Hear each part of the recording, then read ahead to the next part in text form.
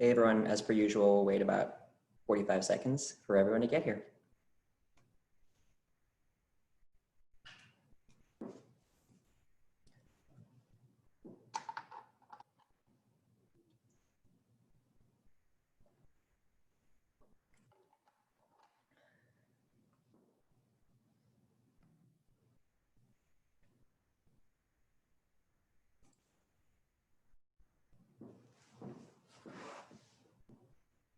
If anyone happened to tune into some of our sessions that we were hosting right as COVID hit, you might have met my puppy.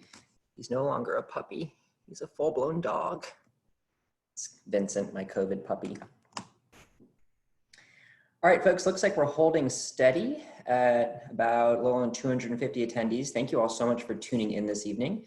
My name is Jeff Schiffman, and I'm the Director of Undergraduate Admission here at Tulane. I'm joined behind the scenes by my colleague, Kristen.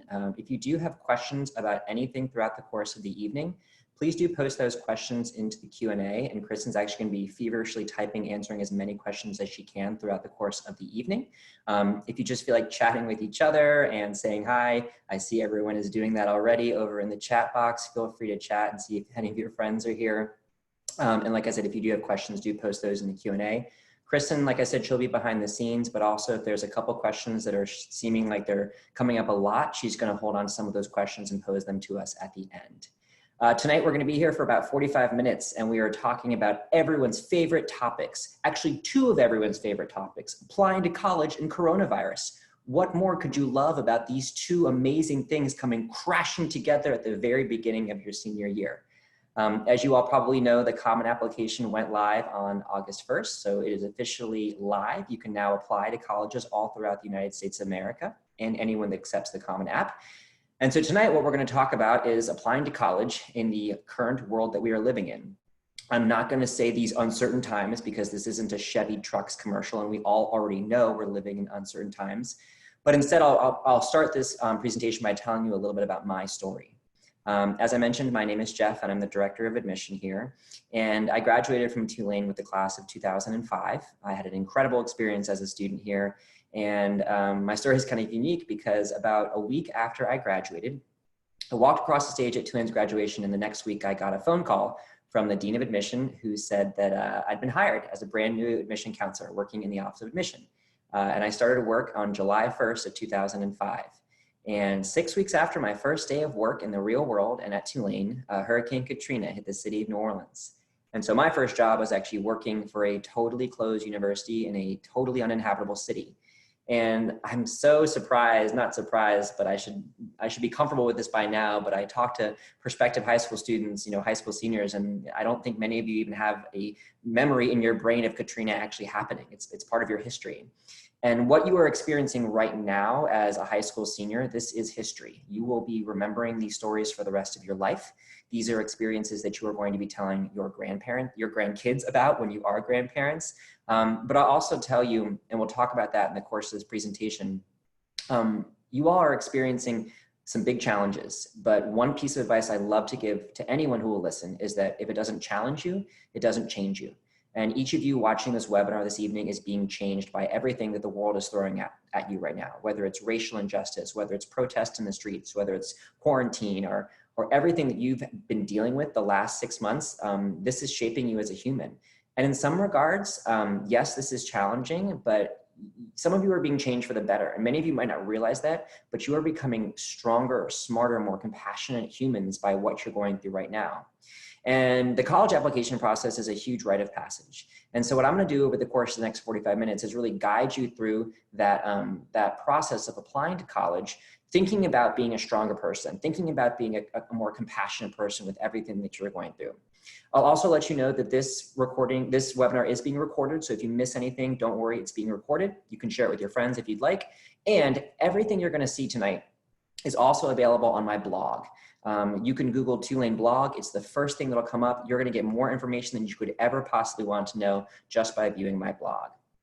Tonight, we are talking about applying to college in the world of coronavirus. Like I said, take as many notes as you want, but feel free to remember that this is being recorded and all kinds of stuff available on the blog as well. So let's do it.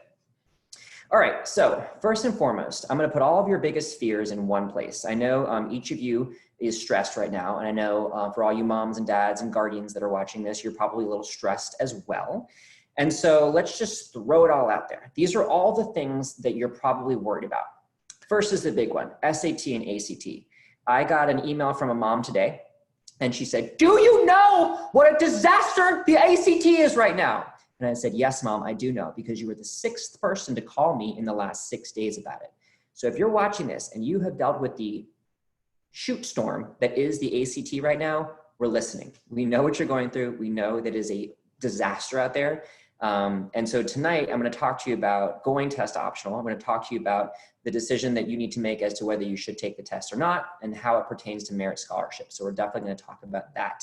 And again, we know it's wild out there right now. We're also going to talk about the essay. Under normal circumstances, you probably would be stressed out about your essay anyway. You would be worried about what to write about, how it's going to come across the admission committee. And now you're probably thinking, okay, what should I write about? My whole world has been consumed by this in the last 6 months. Should I even be writing about coronavirus in the first place? And I'm going to answer that question in this presentation as well. And then we're also going to talk about that next block that you see right there, the COVID-19 section. The Common Application and Tulane's application now do have a COVID-19 section where you can share your experiences as it pertains to the coronavirus. Now I'm going to give you a lot of warnings if you complete that section. And what I'm actually going to do in this presentation is I'm going to give you a set of about 6 questions that I want you to ask yourself before you fill out that section, because it's a really important part of the college application process this year if you use it properly. And you don't have to use it, but I'm going to share with you, if you do use it, I'll tell you how you should decide whether or not you should. And if you do decide to use it, what you can include in that. The next thing you're probably stressed out a lot about is extracurricular activities, because you have nothing going on right now. And guess what? We expect you to have nothing going on right now. In fact, if I looked at your resume and I saw you were doing a lot of things the last 6 months, I'd be like, why weren't you abiding by stay-at-home orders? So if you have a huge hole in your resume, if you have nothing going on, if your entire existence of what you spend your time doing has shifted, that's okay. We expect that. And we're going to talk about that in a little bit. Lastly, we'll talk about doing research for colleges. We'll talk about the whole concept of demonstrated interest. You know, you might be worried about demonstrating your interest in the college right now. You might be worried about deciding whether you should apply early decision to a school. How can you even find out if this is going to be a good fit for you if you can't visit and if a school's not visiting your high school this fall, as we usually do? So all 5 of these things are probably swirling around in your brain, giving you anxiety, giving your parents anxiety, having your parents anxiety then trickle down to your anxiety. And so my job tonight is to just deflate that anxiety and tell you how we're here for you. We understand what you're going through, and we're going to make this process work for you the best we possibly can. Before we get even into that, my father and I are very, very close. You know, I love my dad. He loves 3 things in life. He loves to fish, he loves to play golf, and he loves to read the Wall Street Journal. 2 of those things I have failed him in. I never was a very good golfer. I did make an alternate in the golf team in my sophomore year of high school. Oops, I'm dumb. I should have gotten my charger. Hang on one second. I'm an idiot. I got to plug in my computer. Give me 1 second.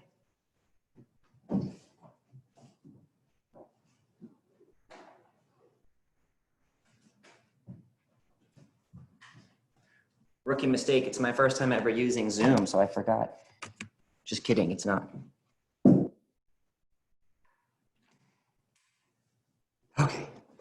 Whew. Computer is charging. Whew. Okay, so as I mentioned, he loves 3 things. I'm not very good at golf. I get very bored at fishing. But the one thing I finally made him proud about, last month, I was featured in an article in the Wall Street Journal. My father has never been more proud. And this was the article that I was featured in. This is an article that, you know, the world of college admission is always a hot button topic in newspaper articles. And right now you're reading a lot of articles about college admission. And this one I really enjoyed because it said, will the pandemic revolutionize college admission? It's a great article that features a lot of different admission directors talking about how this process is going to change this fall, what will be different, and what our expectations are going through the future. And the reason why I wanted to share you with this article is before we even start this, here are the things that I want to make sure that you are aware of, and then we'll get back to that article in a second. First things first, colleges are here for you, okay? Yes, we aren't experiencing exactly what you are going through right now as a rising high school senior, but we are going to be your biggest advocates in this process that we possibly can be. We understand your life has been turned upside down. Our expectations for you are completely different than they used to be. And you will have no bigger group that is more cheering for you as you apply to college than those who are reading your applications. We are real humans. We understand the trials and tribulations that you are going through right now. So we are here for you. We are looking not for reasons to deny admission. We're looking for reasons to admit you to our colleges. And so as we read your applications, we're going to be assuming the best. So if you have an upward trend that was just starting to get really good in your first semester of your junior year, and then you went to pass fail, we're going to assume that that upward trend was going to continue. Every possible benefit of the doubt that we can give you in this college search process and in the application process, we are going to give it to you. Second tip is more for you all, and that is don't feed into the false narratives. It is so easy to go onto websites and read all these different even if it's a social media post or a blog or a message board where everyone's saying, I heard the college X, Y, and Z is happening, or did you hear that this is that and the other? And it's really easy to get sucked down this rabbit hole of bad news and incorrect news. And so I want you to make sure you're not feeding into the false narrative. I'll give you an example of that in a second. The last tip I have for you is to just take a deep breath. And I literally mean it. Just take a deep breath in this whole process. So for me personally, if you've ever attended any of my webinars before, you know that I am a really excitable guy. I have a really short attention span. I just have a lot of things bouncing around in my brain at once. And about 2 years ago, my sister, she said, Jeff, why don't you think about a little bit of meditation? And so I was like, fine, I'll take her advice. And I downloaded this app on my phone called Calm. Some of you viewing this evening, you might do Calm. If you do, just raise your hand. I'm curious if anyone does do Calm, because yes, I see a lot of, wow, so many people do Calm. I love it. So talk to any of these 60 people that are raising their hands right now. I personally do it every single morning, and it just sets the stage for the morning. Allows me to breathe, allows me to just take a breath and realize that this is going to be okay. Whatever your calm is, do that. So whether it's going for a walk, whether it's yoga, whether it's playing with your wonderful puppy who's just dying to play with you, find something that removes you from the craziness of this process and just take a breath. All right. So the first thing I mentioned is that colleges are here for you. And I'm going to actually read you the quote that I put into the New York Times, because like I said, I think it's kind of pertinent to what we're going through right now.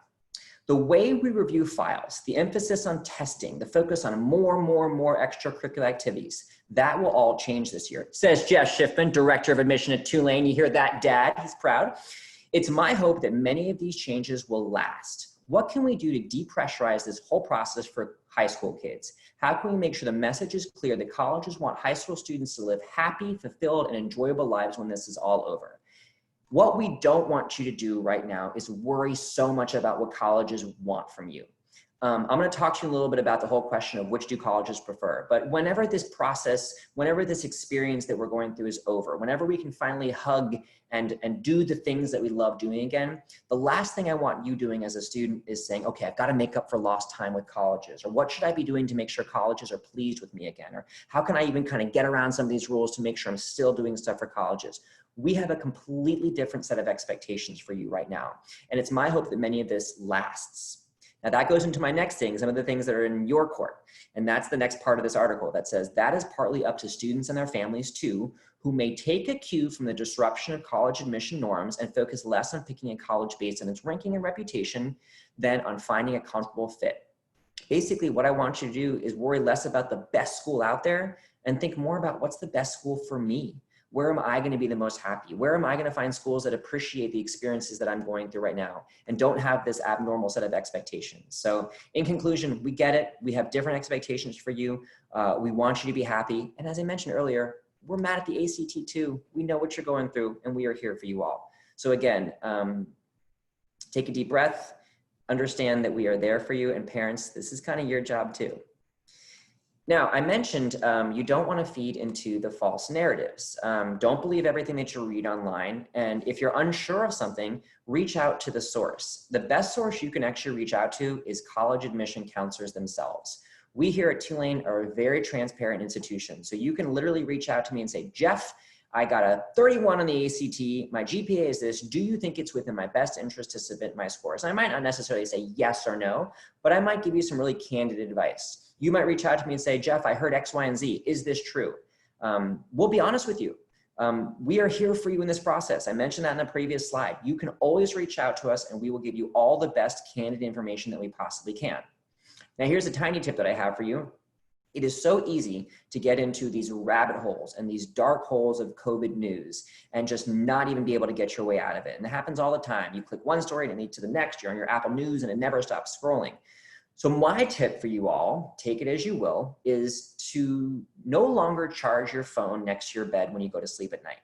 Because here's what happens. When you go to sleep at night and your phone is right there and you're scrolling, first of all, that blue light is not allowing you to get the restful sleep that you need. But if the last thing in your brain is, a whole story about how coronavirus is destroying, the whatever industry, and you're somehow getting down a rabbit hole of various political tweets, you're going to go to bed with all that in your brain, and you might be frustrated, you might be angry. And of course, if you wake up in the morning and the first thing you do is you check your phone about the news, that's how you set the stage for your day. Give this one a shot. This is just for the students, but parents too. Just charge your phone in another room. Try it for a couple weeks. Put a book you read for pleasure on your bedside table. Maybe you meditate, maybe you do something else, but try it just for a little while. Take a news fast from COVID. Now, I'm also going to tell you that I say that with privilege. As a white person, I have the privilege of being able to somehow turn off the news and it's not going to impact me. And not everyone has the opportunity to just simply ignore the news and have it not affect them, especially with everything that's going on with racial injustices in America right now. So I will make sure that that is known. But if you do have the ability to just take a small fast, especially when you go to bed and wake up in the morning, I promise you it'll go a really, really long way.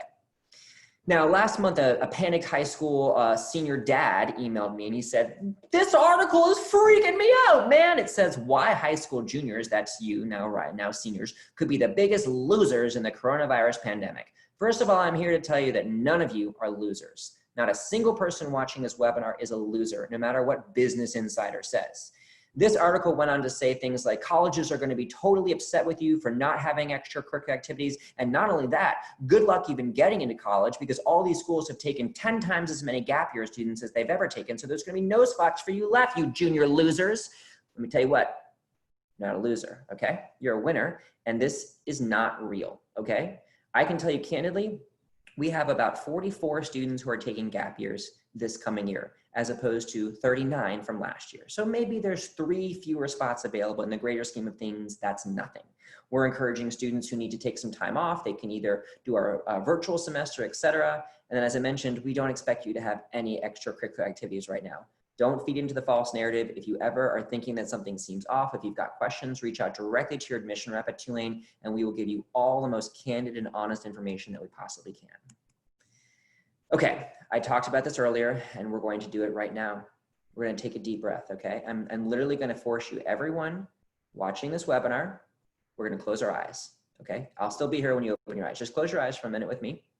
We're going to take a big breath of air through our nose. Inhale, hold it at the top, pause, and now exhale. Okay, open your eyes. You can do that as many times as you want. I promise you, even that small breath of air is going to just let you relax. It's going to take your blood pressure down. It's going to make you realize that there's way bigger challenges this world has to face than you applying to college. And I go back to that idea that I gave you earlier. You can't control what's going on right now, but you can control your response to it. You can control how you treat your siblings, how you treat your parents, how you have responded to all the crazy stuff the world is throwing at you. And remember, if it isn't going to challenge you, it's not going to change you. If you remember nothing else, remember that. Okay, so we've kind of set the stage for ways we can just not worry so much right now. Now let's get into the nitty-gritty of some of those things that you were worried about. And let's see if I can depressurize some of that and kind of hold true to the things that I mentioned in the Wall Street Journal article. SAT, ACT. So what's going on right now? You all know better than I know what is going on right now. It is chaos. The ACT has been no friend of any of you all. It's made it incredibly challenging to take the test right now. It's made it really hard for you to find test dates. Things are getting canceled. We get it. The good news is almost every single university and college around America right now has officially gone test optional. That is an interesting silver lining, I think, of the coronavirus is all Ivy League schools, every last one of them is now test optional. It's an interesting thing that no one thought would happen. This takes years for schools to do research and talk with board members and do all kinds of reports before going test optional. I emailed my dean, and within 2 weeks we were test optional, and he was a huge champion of that happening. And so here we are being test optional. So now that we are test optional, you have 3 options, and I'm going to lay them to you out right now, straightforward. You've got 3 options as a high school senior. First, you forget about the whole SAT and ACT altogether. You cross out the dates, you don't worry about it, you unsubscribe from all the College Board newsletters, and you just say, I'm not going to worry about this. It's too stressful, I can't find a date, I'm not into it. And then you only apply to schools that are test optional, and you just trust the admission process to give you every possible benefit that we can, to not compare you to someone who has taken the test, and to give you every chance you have at admission, regardless of if you chose not to submit those scores. That's option 1. Option 2 is you try to find a test, you try to get a test in, or you maybe had a test that you took before coronavirus hit, or maybe you've got a test coming up sometime in October that you're going to be able to take. You take it, you do the best you can, and once your scores become available, you say, all right, is this a good representation of my academics? Am I in the top 50 percentile for Tulane? Then you can actually make the decision to self-submit that score to us. You can even wait till your score becomes available. You can decide in 1 second, you can submit that score to us through your own personal Green Wave application. The third option is you go all in. You sign up for as many test dates as possible. You fly from San Francisco to LA to take the test. You drive across rolling plains and fields and deserts, and come hell or high water, you take as many tests as you can. You create that super score, you submit it to us, and you really hope it gives you the best possible shot at admission you can. I cannot tell you which of those 3 options you should choose. What I can tell you is the one that will give you the least amount of stress and the one that will give you the most amount of stress. I can also tell you, you can rest assured that all these thousands of schools that are now test optional are going to make sure that you get every possible benefit you can if you don't submit the scores. And that goes into the next question, scholarships and financial aid. Every single student who's admitted to Tulane with scores or without will still be considered for merit scholarships. Now, I'll candidly tell you, Tulane does have about 5 different full tuition scholarships, ranging from our Dean's Honor Scholarship, Paul Tulane Award, Global Scholarship, Sub-Saharan African Leadership Award, the Louisiana Excellence Award. These are all full tuition scholarships. I don't know yet what we will do when we have so many amazing students applying for those scholarships and many do not have their tests submitted. Because when we get to that tippity top level, we're comparing incredible students to each other. So yes, my hope is that some students who have not submitted scores will still be eligible for those tippity top scholarships. We haven't figured it out quite yet, and we're gonna figure it out. But regardless, no matter how you choose to apply, no matter what option you choose, you will still be considered for scholarship, and you will still have the same shot at admission as anyone, regardless of if you submit those scores or not. Does this mean more students might apply to schools that are test optional? Maybe, but now almost everyone is test optional. So yes, it's a little bit easier to apply to Tulane now. We're always on the Common App. We have no application fee, and now we also are test optional. So yes, it might mean a few more students apply. We have no idea, but don't worry about that. There's nothing you can do to worry about that. Just like you can't worry about the gap year kids, you can only focus on what's best for you, and you can only make that decision based on those 3 options that I gave to you. But again, reach out to your admission rep. We'll give you a candid answer to what we think is the best for you. But at the end of the day, that decision rests with you. So what about essays? Essays are always a stressful part of the college application process, pre and post-COVID. So the first thing that I'll tell you about your main college essay at Tulane, regardless of COVID or not, the essay that you'll submit to Tulane, to the Common App, is really not that important. And I know you're probably sitting thinking, whoa, did he just say not that important? And I will repeat it, it's not that important. I think a lot of times college seniors think that this essay is going to be the make or break factor in their college application. Here's the reality. The essay that you write for us and submit to college, most of the time is going to confirm what the rest of your application is already telling me. So if I'm reading your application, it's super strong. I love what the courses you've taken. Your grades are great. Your teachers are saying amazing things about you. Your why Tulane is beautifully written. I'm going to get to your essay, and it's going to continue you into that path of admission. Very rarely will I get to your essay and I will say, whoa, I got to pump the brakes. This essay is the main reason why I'm denying admission to that student. It just almost never happens. And I will say the reverse is true. Very rarely am I reading an applicant who I just don't feel like is a good fit. Academically, they're not really hitting the mark for me. Very rarely will I get to their essay and say, whoa, this essay is the sole reason that I'm going to totally shift my opinion of this student and now admit them. So the essay is important, but it's not going to be the make or break factor. And so if you're stressed out about it right now, don't be. Write what feels right to you. Write about a topic you're enjoying writing about. Write about something that comes naturally. And the last tip I have for you is tell a great story. We love reading about great stories. Even if you feel like you're worried about how much space in your essay is taken up by a single story, it's okay. Best essays I read, they start out with a theme, they tell a great story, and then they tie that theme to the story. You've got a great essay. So the big question, should I write my essay about COVID-19? No. I'm going to say it. No, I don't think you should. If you write your essay about COVID-19, you are running into the potential that you are going to sound very similar to a lot of other students who are choosing to write about this topic. And I know in your young 17 years of life, this is by far the biggest challenge, the biggest experience, the biggest everything that you've been through. But you know who it's the biggest experience they've ever been through in their life? Every single human being on the planet Earth who is applying to college right now. This is the biggest thing that every single one of them have been through. So if you're choosing to write about it, you're putting yourself at a risk that you're going to be not able to be distinguished from everyone else in the applicant field. And you're also putting yourself at the risk for reader fatigue. And I'll give you an example of reader fatigue. When I started working for Tulane all those years ago, I mentioned right after started working in 2005, I was reading applications at that point in time, right at the time where high school students who were applying to college had literally grown up with Harry Potter.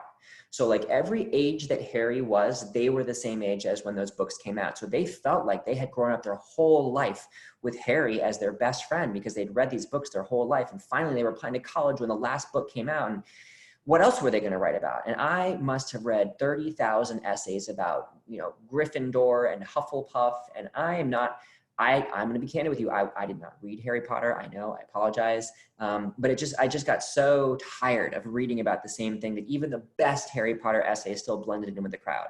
So that's the risk you take if you're going to write about coronavirus. Even just seeing the capital letters COVID-19 in your essay is just going to make me go like, oh, okay, here we go.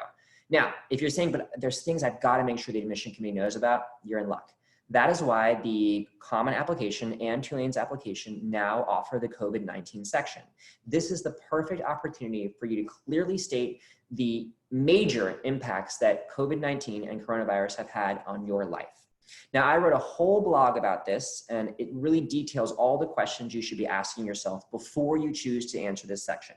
I will say answering this section is not mandatory, and it's also not, optional. We're not saying that you don't have to submit it, but we want you to. We only really want you to submit it if you feel like you have to, and if you answer these questions and feel like you need to let us know.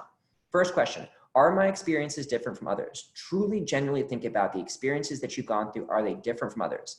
Everyone knows someone who's had coronavirus. Everyone's had some sort of experience with it, but not everyone has, a parent who lost a job, or two parents who are first responders who have worked night and day as first responders, leaving you to have to be the one that cares for your younger siblings. You really need to put yourself into the perspective of the global pandemic and think, are my experiences different from others? And that needs to lead to the second question. Am I aware of my privileges? Some of us have experienced tough things with coronavirus, and that's not to say everyone's struggle isn't real.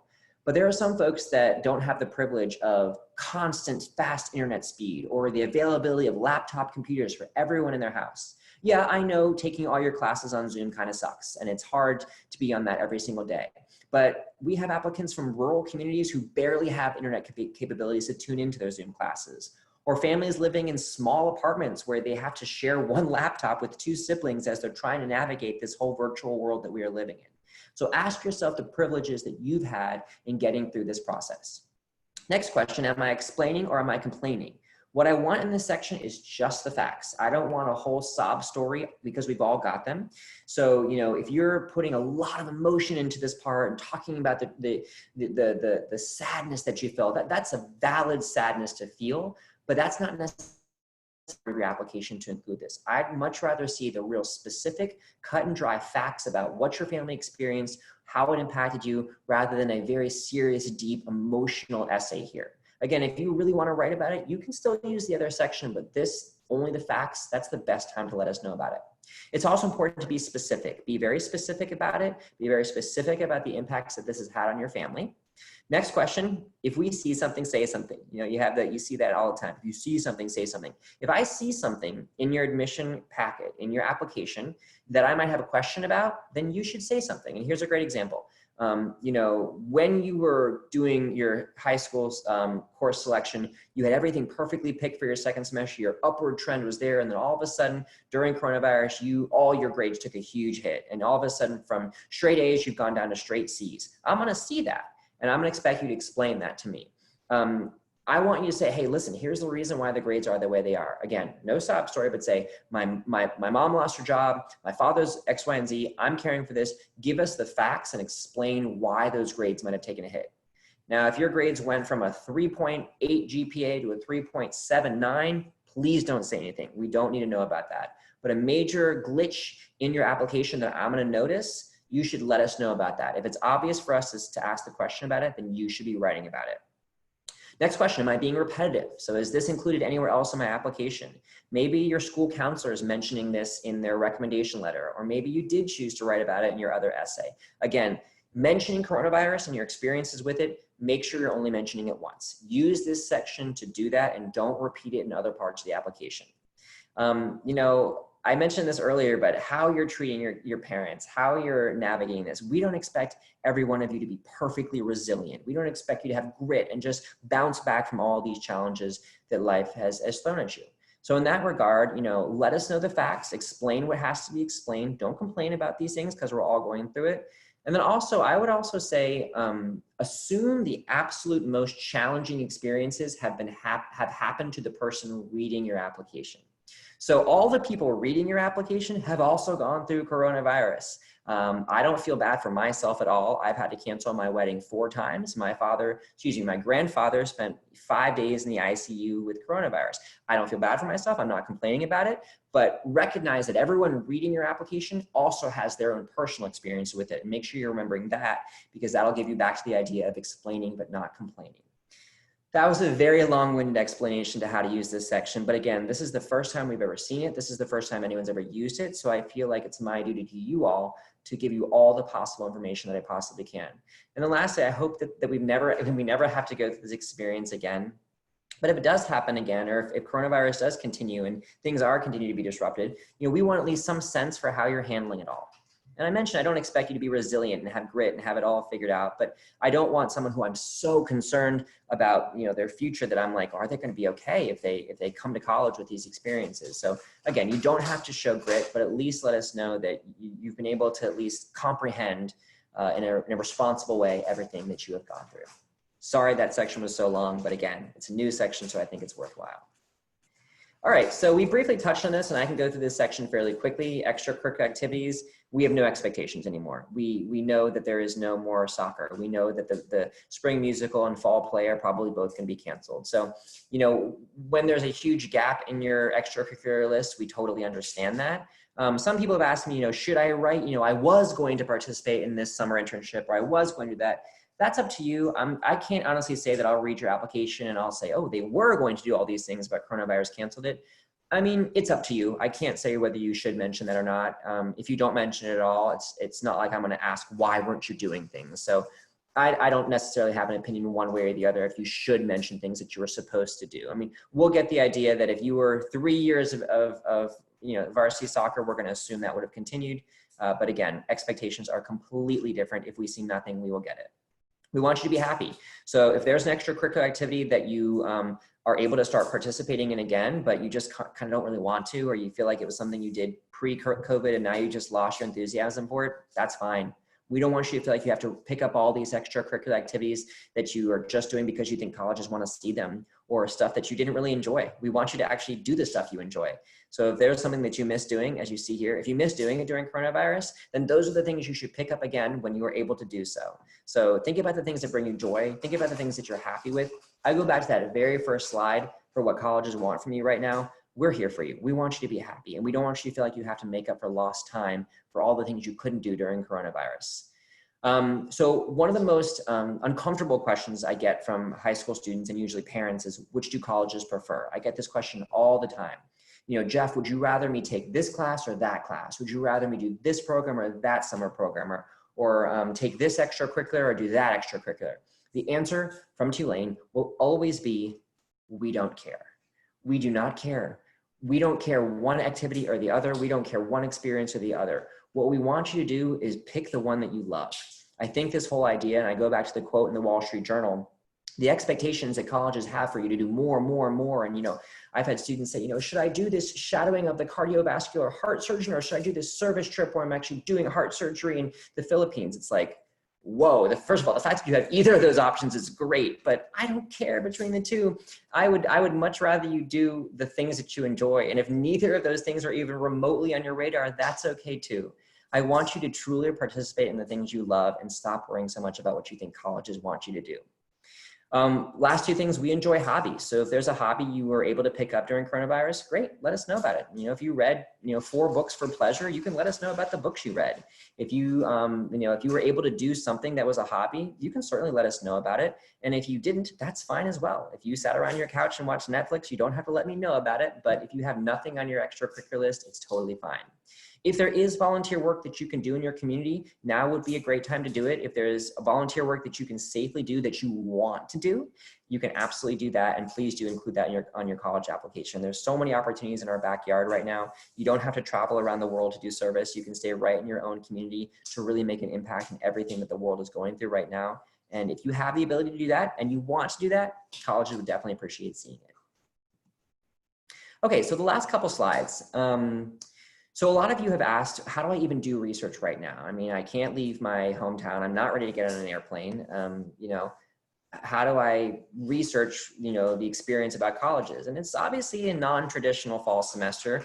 We usually visit about 1,300 high schools every fall, and we're not doing any of them, but everything is virtual. The first suggestion that I will have for you is you will have no better resource about a college's experience than our current students. Yes, I work for Tulane. Kristen's obviously answering all these great questions as an admission rep for Tulane. I'm going to tell you all the things that I love, and I'll be honest with you about the things that I don't love about Tulane and the changes we can make. But the best resource that you can get is our students.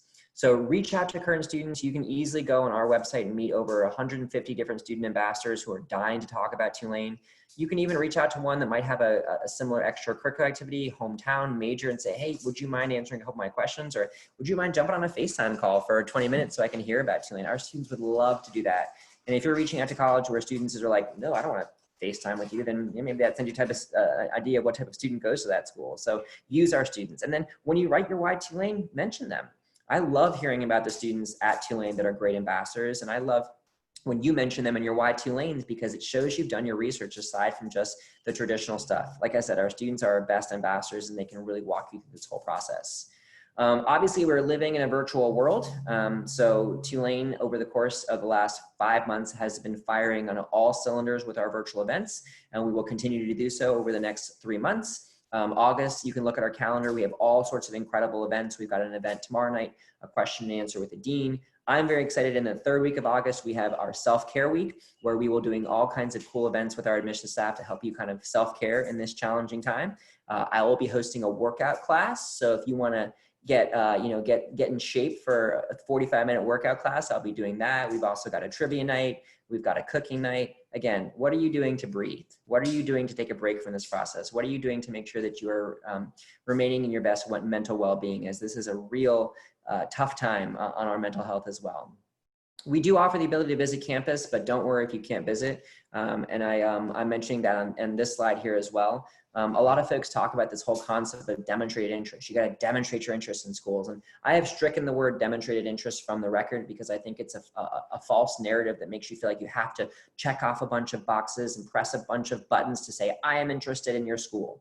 What we actually like to refer to it here at Tulane is genuine engagement. So how are you engaging with us in this college search process? And so how do you engage with us? Well, you attend webinars. This is a great way you engage with us. I don't think anyone's sitting here saying, I'm forcing myself to watch this webinar. I'm hoping you're here because you genuinely want to learn about Tulane. I'm hoping you will go to one of our virtual campus tours because you want to find out what our campus looks like. If you feel like you're forcing yourself to do these things and these virtual events are a pain and you just can't stand them, then that is kind of feigned demonstrated interest.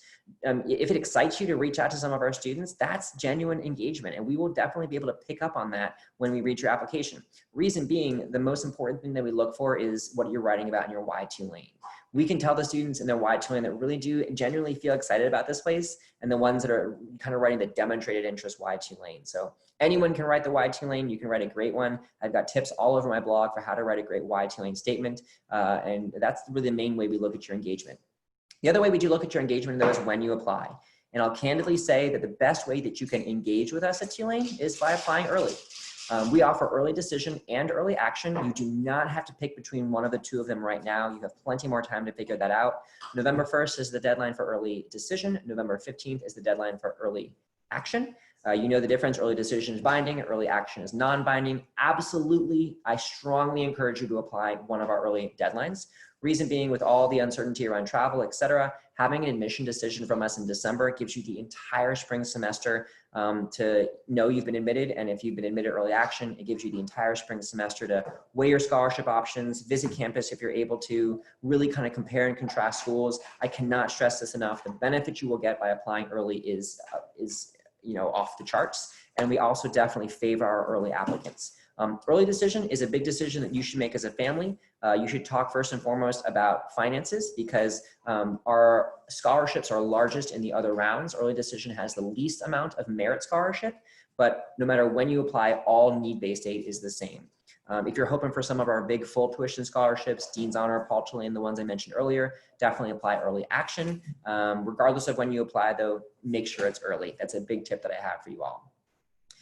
The other two things that I'll say at the end, the interview. This is the first year we have offered interviews here at Tulane. Many of you I can see tonight have already participated in an interview, which is great. These interviews are 20 minutes. They're super easy. I will tell you candidly, I have not done a single interview here that hasn't boded well for the student. I've never done an interview that I'm like, oh, that didn't go well. And I've done hundreds of interviews. So they're evaluative, but they're casual. I dress casually, I talk casually. Don't be nervous about these things. Because we have fewer test scores to go on, because we have fewer grades to go on with everyone going pass fail, an interview is actually going to be really, really important to us. So we have interviews going all the way from now, all the way through the end of October. They're 20 minutes. We're going to be consistently posting interview slots available. That's kind of one of the really big things that we're doing because we know we want to have testing and grades for you all. And it's also a way for you to engage with us. They're fun, they're easy. I would recommend doing it. And then lastly, if you want to visit, you can. We do offer very small campus tours if you are comfortable traveling here, if you live in the New Orleans area, if you're ready to get an airplane. If you're not, do not worry about it. I think this mindset that high school seniors have that, you have to visit a campus to know if it's a good fit for you. Sure, it's a really great way to know if a school is a good fit for you, but ask your parents. Ask your parents if they had the privilege of going to college. Ask them if they visited every single campus that they were applying to. Most of your parents are probably going to tell you that they went to college sight unseen. My dad tells me this story about, I'd never even been to Boston before. And then I was living on Commonwealth Avenue as a freshman at BU. And that's just the way our parents did it.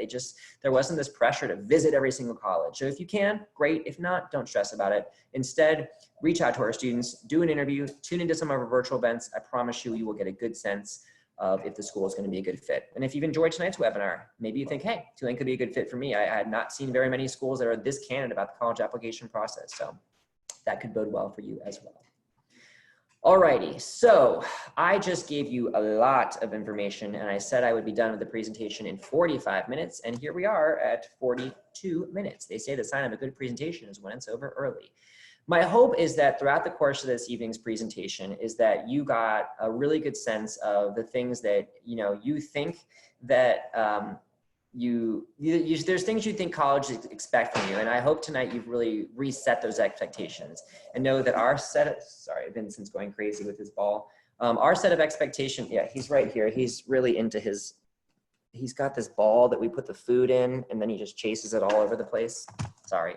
Anyways, it's my hope tonight that for you students out there and also for you parents, because I know a lot of parents are watching, try not to stress about this. And I know that's easier said than done, but if you're thinking about the things you want to worry about, we go all the way back to that first slide, those 5 things, whether it's essay, whether it's testing, whether it's how to find out if a school is a good fit if you can't visit. It's my hope that the course of this presentation really allow you to see that we've got a whole different set of expectations. We want you to be happy. We want you to worry less about what you think colleges prefer. We want you to live a fulfilled life through all these trials and tribulations that the world has thrown at you right now. So that is everything I got. It looks like everyone stayed with us this whole presentation, which is great. Kristen has been monitoring the Q&A in this last minute or two. If there are any questions that you feel like, Kristen, are there any questions you feel like got asked many times that maybe we should just post to me real fast? And if not, so a lot of people are asking about the community service and public and our public service initiatives and our engagement with the city of New Orleans.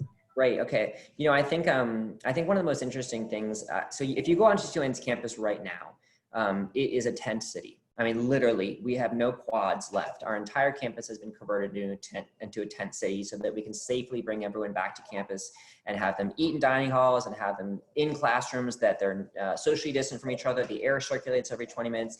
And the reason why I think Tulane